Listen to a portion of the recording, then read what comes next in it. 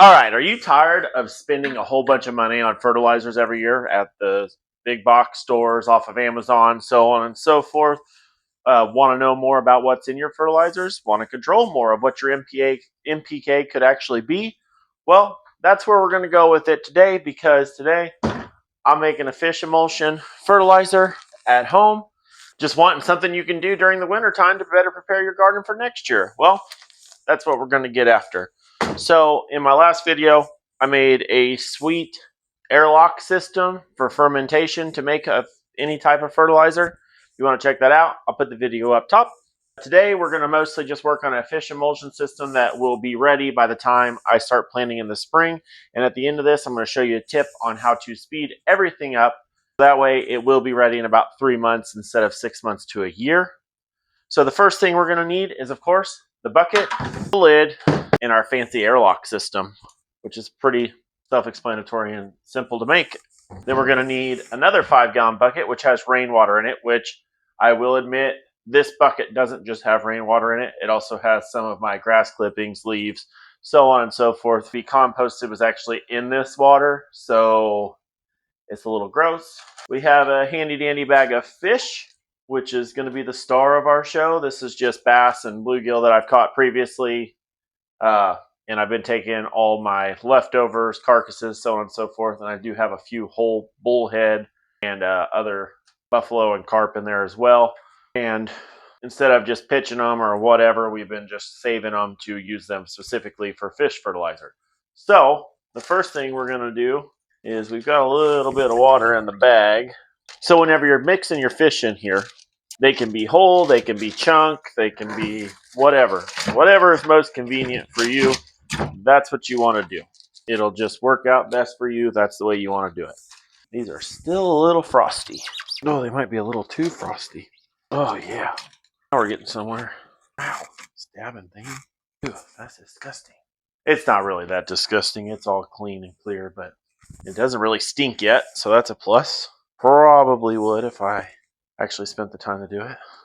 But all right, next thing you're going to need is the handy dandy leaf mold. So long story short, if you don't know about leaf mold, all you got to do is go to the woods, find the biggest, tallest tree you can, the oldest one, however you want to look at it, go underneath the base of it and find you material that looks semi close to this. This is a mix of what I've got from underneath of my tree and then out in the woods. You could also kind of make this at the house. Just take you a big pile of leaves, throw some glass clippings on top of it, and just water it regularly, and it'll, pretty well be leaf mold by the time you get to it. If you don't have that kind of option, you can actually just use your finished compost or almost finished compost. Anything that has a lot of microbial life in it through your composting system will work just fine for this. So I've got a quart bag. You can do 2-3 handfuls, whatever works for you. I would go with the full quart. That way you're getting a really good inoculation, but it is what it is. So then you just take that mix, dump it down inside there. And then this would be the part where you fill this half full of water.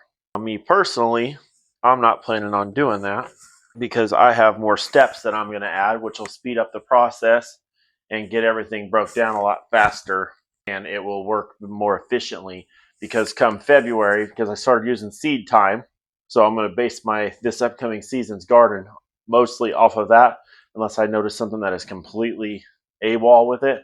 But so come February, I'm going to start planning, and I want to have some of this on hand because I've been watching a lot of other videos where instead of doing the full fertilization all at once, they're doing small amounts of fertilization each time. So, a fish emulsion like this, you're talking about an ounce or so per gallon. Well, I'm actually using 1 tablespoon per gallon. I don't know how that math comes out, but you can water almost weekly with that fertilizer underneath of this. Because I've been testing it with the indoor garden, which I've got a bunch of shorts for that, where seeing if consistently fertilizing all the time is going to burn my plants with this method, or if it's going to help them boost. And I think they look quite fantastic for plants that are being grown in my garage under grow lights in a greenhouse. So I really wish these weren't so frozen. We're going to take all this because I'm a spaz. Oh, Somebody said by word. Slab a dab a ding dong, old son. So I really just need the heads to be separated. Yep. There we go. I'm off there, old son. All right. Now time for the secret trick. First off, we're going to mix this around into a kind of lovely mud wreck. It'll be all right. I'm just going to put it out here. Disclaimer. Do not do this in your house. And do not use a blender that you plan to use for anything else ever again. Because this smell and this fish does not ever come out of it. So just putting it out there. Ain't nobody in the house going to appreciate you doing this if you don't do it with a little bit of decency. We're going to get our blender together. Our handy dandy extension cord. Because like I said, not doing this in the house because I'm not answering to the boss for it. All right. We're going to take it. Something I figured out earlier that works great. Just grab you a little bit of that water. Like you can tell that's soaked up a bunch of good stuff in there. Dump that right in there. Grab you a little piece like so. Well, there's still some chunkies in there. Giving her all she's got, Captain. All right, we're going to need another knife. Oh, I stabbed myself like 15 times trying to do this.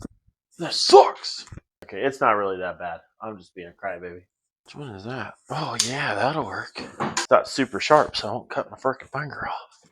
Nice! Take all that good stuff, throw it right down inside there like so. That's the business right there. Ooh, there she is. Let her rip, old tater chip.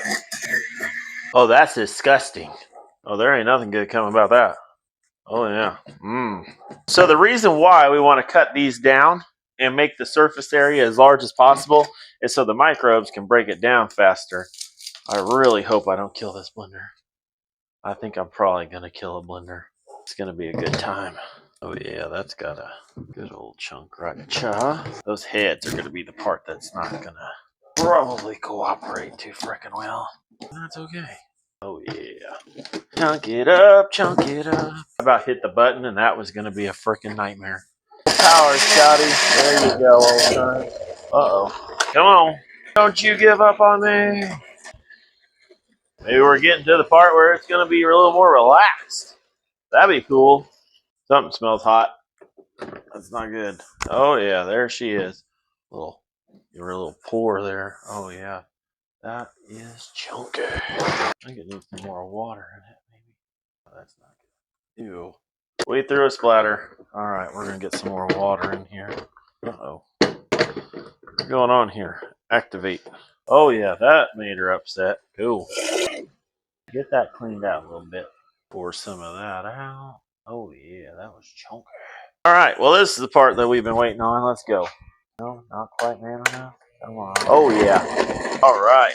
That almost went as well as expected. When she's less grouchy about it, we'll talk about it some more. Uh-oh. We're smoking again. Oh, yeah. Is it actually working, though? Oh, yeah. Oh, you idiot. That didn't help. Oh, yeah, she's on fire. Settle down. Clean yourself out. Might be a good time to take a little break. Drop that in there. Don't hurt nothing. Most of that water's going. Not really sure what happened, but we went ahead. We finished grinding up all of our fish. We went ahead and put our airlock on, and we made sure it's going to be touching the bottom. Then we're just going to add a little bit of water to this. There you go. Simple airlock, simple fish fertilizer, already rocking.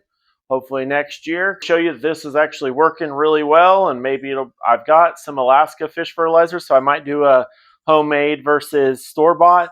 I don't really know, but might put that in the cards. If you like the video, go ahead and hit the like and subscribe button. We'll see you in the next one.